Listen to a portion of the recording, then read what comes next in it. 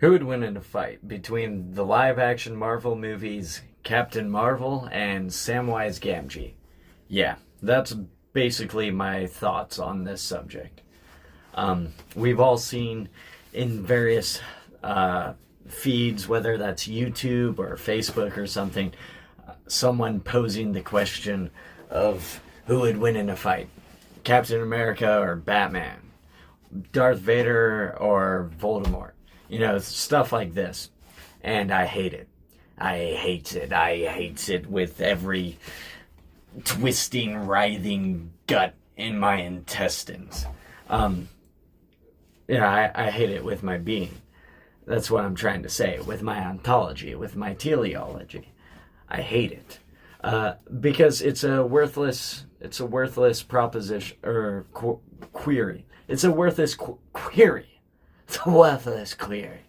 And it's encapsulated in my question: who would win in a fight, Captain Marvel versus Samwise Gamgee? There are three main points I'm going to dig into here. One, boom. Who would win in a fight? Figuring out which character is more overpowered is no reflection of which character is either better written, more worthwhile, or whose franchise is better at all in any respect. Two, if you can predict so accurately about these fictional characters, then boom, get into gambling and do it with real life people, real life fighters. And three, often stories, the whole point of a story is to prove or to show or demonstrate how this much weaker, underpowered character can beat this overpowered villain. All right, so let's dig into it. The first little nub here is, often writers who write a very overpowered character are writing more lazily, less impressively than authors who write characters who have a bunch of limitations to them and can't just get knocked down and then, you know what? I'm going to rise up and furrow my brow and get a power surge and win because I'm awesome and overpowered and I can beat anybody just by feeling like I can. Which basically Captain Marvel does in the Captain Marvel movie that was released right before Endgame. She just beats everyone because she's a woman. And remember how women don't have flaws, so far be it from us to limit her power. So there's that. Samwise Gamgee is a character that is beyond lovable, beyond awesome, beyond inspirational, aspirational for me. Freaking gardener who goes to the cracks of doom and then carries his friend up the slopes with like his dying effort. Like once they come down to the foot of Mount Doom after the ring is destroyed, they fall over from either the fumes of the volcano or just the consummation of all of this effort and on lack of sleep, lack of nutrition, lack of water. Their bodies have been pushed to the brink, and then he carries Frodo up this thing and they're done. They have nothing left to give. That I adore, and I need that. I must continually return to the Lord of the Rings and read and watch even about this character who is just so wonderfully written. I like this. But oh no, guys, Samwise Gamgee would lose a fight to Captain Marvel. So I guess that means he's a worse character, isn't he? That Captain Marvel's more worthwhile, even though it's a loathsomely written character. Like that character in that movie, zero sympathy, she has zero sympathy toward anyone. I have zero sympathy for her. I don't want to follow her. All I want to see her do is explode. Just like like Alderaan or something. That's all I want to see. So just the fact that she's written overpowered isn't a virtue of the character at all. So if we do figure out who would win in a fight versus Darth Vader or Voldemort or Batman and Captain America, Iron Man and freaking Spider-Man, if we do figure that out, why does that matter? It's not a metric that like makes the character like, oh, better at all. So forget about that. That's my biggest point here. That's what I've spent most of the time on. 2, if you could predict accurately the outcome of a fight between all these characters with fantastical, whimsical abilities and things that they pull out of their rear ends because guess what?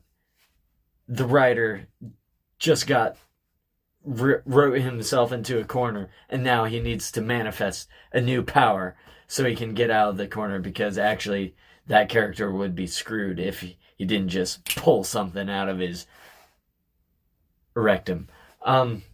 Yeah.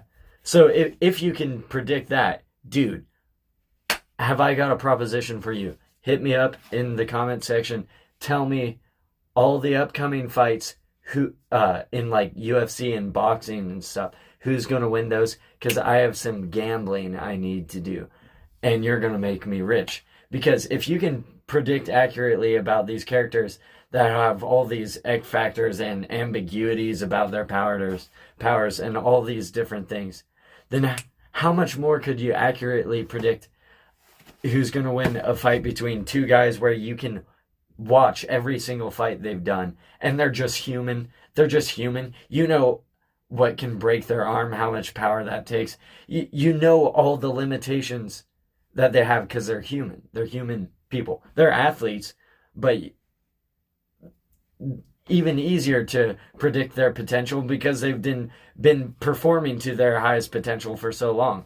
Whereas you lazy fat slob, we don't know about what your potential is. So it's even easier to predict with these guys. You see what I'm getting at?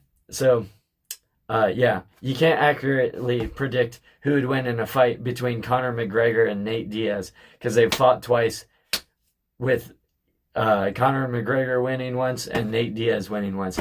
If you could predict between those guys, then maybe I would say, okay, I would like to hear what you think about how the battle IQ of Darth Vader stacks up against the battle IQ of Voldemort.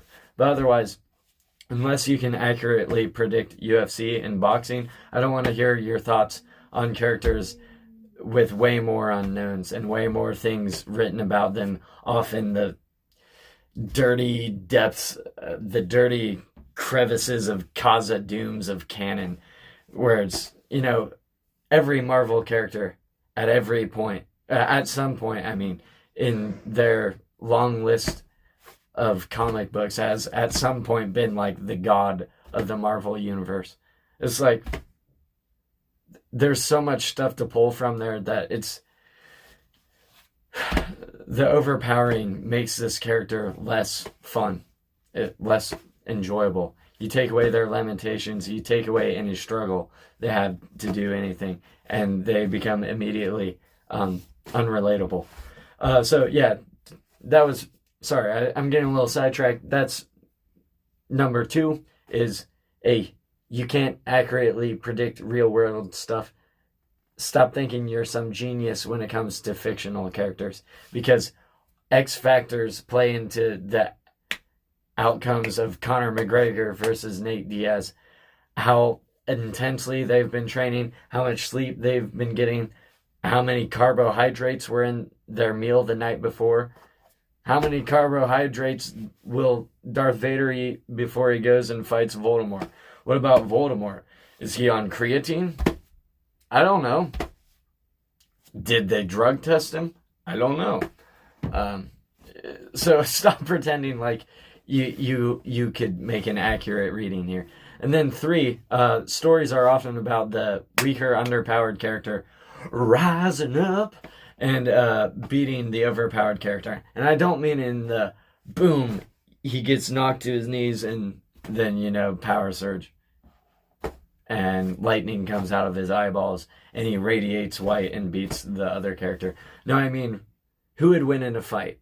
Sauron or Frodo Baggins, the 3'6", 50-year-old, somewhat well-to-do hobbit whose best friend is a gardener. Yeah, and that gardener and that 50-year-old dude, who's going to win in a fight? Those guys or Sauron? Well, that's the whole point of the Lord of the Rings. Is actually it turns out Frodo Baggins wins. Yeah. So you would say actually in a fight, Sauron would win every time, but the whole point of the story is that Frodo Baggins wins. That Sauron loses. That's the whole point of the Lord of the Rings. It's literally titled the villain's name because the whole point is defeating him. So that's the whole point of that story. Who would win in a fight? Eowyn, this woman, or the Witch King of Angmar and all of his history and abilities and crazy stuff? Well, it turns out, obviously, the Witch King would win every single time they fought, except for the one time they did. Then Eowyn wins because it turns out, just your luck, Witch King. Yeah, you broke her arm, and yeah, you're just about to finish her off. But it turns out, there's another one of those short dudes, and it turns out he's got a sword that was made and just happens to have the perfect lineage and history in order to unknit your will from your sinew. And so now you're helpless as this woman with a broken arm gets up, stabs you, and then faints right afterward. And guess what? You're dead. So you lost. So, yeah, that's the whole point of story is figuring out how the underpowered character wins. Also, those were my main points. But specifically in Darth Vader versus Voldemort, their magic systems are so incomparable that it would be really difficult to do anything with it. Because the Force, actually, no. The Force has generally been a hard magic system. But in every media, they kind of introduce some new power. Yeah, like with each of the movies, even in the original trilogy, guess what? People didn't know Force lightning was a thing until they invented it in Episode 6. And then each new piece of media has extrapolated that until now we've got Force teleportation, Force heal, Force flying. That all happened in Rise of Skywalker. Stuff like that. So yeah, the Force has generally been a little more defined, whereas the Harry Potter magic system is completely a soft magic system.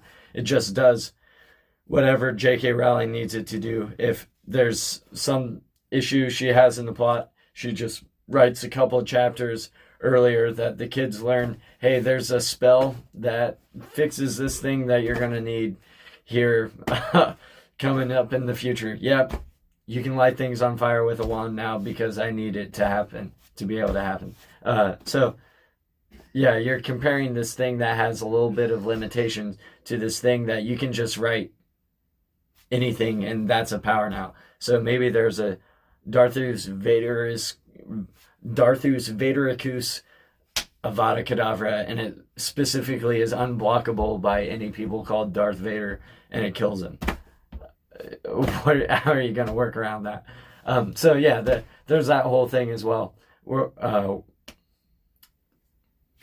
But, I didn't really need to say that. That's not a principled stance on something. That's just a specific example of how pointless these stupid discussions are, guys. Stop doing it.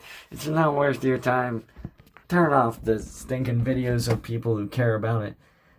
It's so frivolous. It's a time waster. Go watch another one of my videos instead.